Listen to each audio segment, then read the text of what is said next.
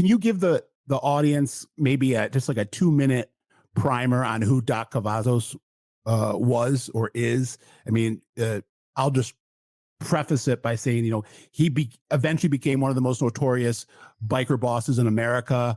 Got busted in the big Operation Black Rain, and isn't really in the club anymore. And there's a lot of questions about whether or not he cooperated.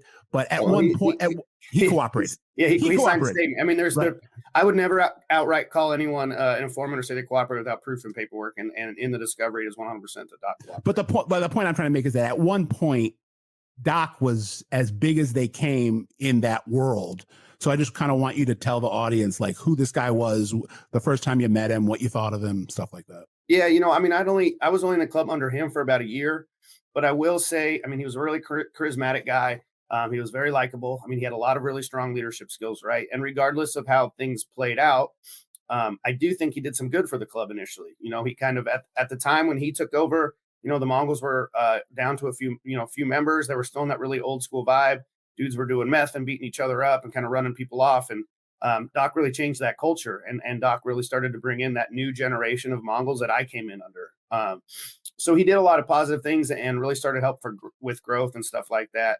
I say my first impression is I was my first big Mongol run. And like I said, one of the things I didn't like about the Vagos was like some fines and stuff. And some of the guys, the Terry the Tramp, their national P, if he had like jewelry he liked, usually he would try and take it or tell you to give it up. And I remember, so that was my experience with club stuff, right? So I see Doc going around to each t-shirt booth, chapter booths, looking at shirts, and they would give him a shirt and he would try and pay for it. And I remember thinking, wow, that's cool, because that's a polar opposite from what I just saw. So, he seemed like a brother, like that guy that really cared about the members and cared about each other.